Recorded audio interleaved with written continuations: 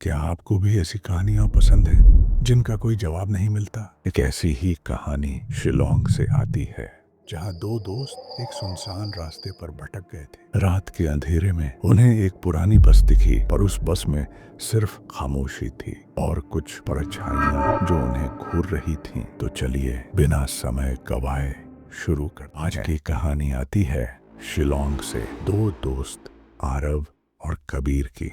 आरव जो हमेशा हर चीज को लॉजिक से देखता था, और कबीर जिसे हर जगह नया एडवेंचर दिखता था। दोनों ने नॉर्थ ईस्ट इंडिया घूमने का प्लान बनाया और पहुंच गए खूबसूरत शिलोंग में।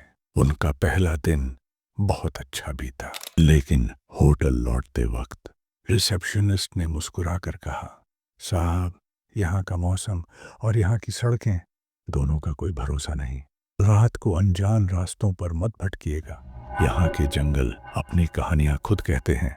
दोनों हंस दिए, पर उन्हें नहीं पता था यही लाइन उनकी जिंदगी की सबसे बड़ी वार्निंग थी। दूसरे दिन की रात कबीर के कहने पर दोनों बाहर निकल पड़े एक्सप्लोर करने। घूमते फिरते समय का पता ही नहीं चला। वापस होटल जाने की सोची तो पता चला कोई कैब नहीं मिल रही। ओला उबर सब फेल। सड़कें पूरी तरह सुनसान, सिर्फ हवा की सरसराहट और दूर कहीं झिंगुरों की आवाज। कबीर बोला, चल थोड़ा और आगे चलते हैं, शायद कोई गाड़ी मिल जाए। और यहीं से उनका असली सफर शुरू हुआ। जैसे जैसे वो आगे बढ़ते गए, रास्ते और सुनसान लगने लगे। और तभी उनकी नजर पड़ी सामने एक पुरानी बस स्टैंड पे जंग लगा हुआ बोर्ड, टूटी हुई बेंच और एक बल्ब जो तार से झूल रही थी और अजीब सी रोशनी दे रही थी। अचानक एक पुरानी बस वहां आकर रुकी। बस अंदर से बिल्कुल खाली। ड्राइवर चुपचाप बस उन्हें घूर रहा था। आरव बोला, चल इसी में बैठ जाते हैं, होटल के पास ही उतार देगा। जैसे ही वो बस में चढ़े, एक ठंडी हवा ने उन्हें घेर लिया। बाहर की गर्मी के बिल्कुल उल्टा हवा में एक अजीब सी बासी बदबू थी, जैसे बरसों से बंद पड़े कमरे की। कबीर और आरव ने एक दूसरे को देखा और समझ गए कुछ तो गड़बड़ है। बस में सिर्फ कुछ ही यात्री बैठे थे। एक माँ जो अपनी बच्ची को सुला रही थी।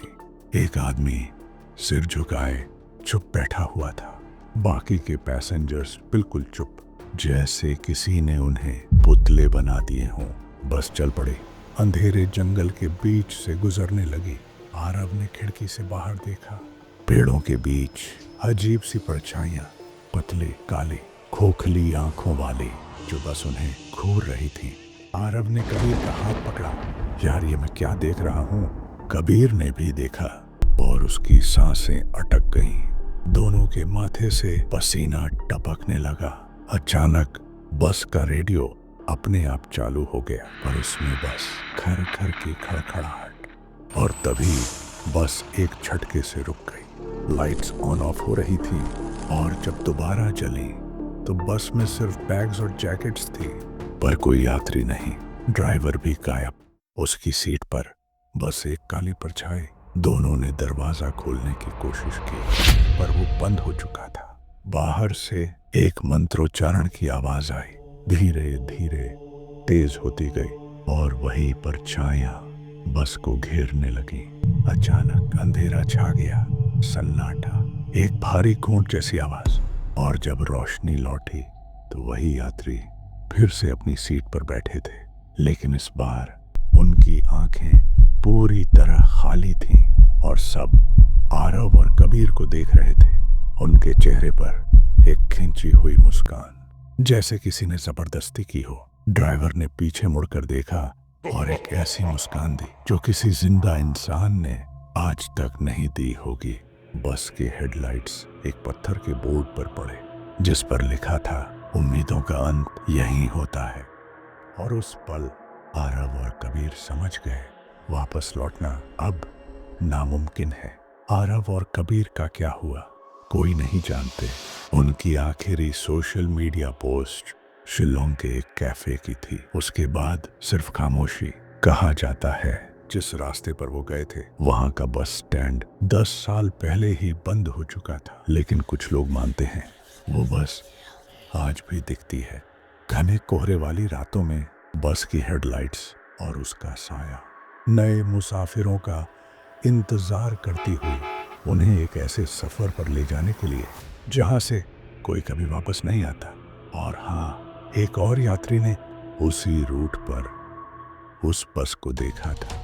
उसके साथ क्या हुआ वो मैं आपको अगले वीडियो में बताऊंगा।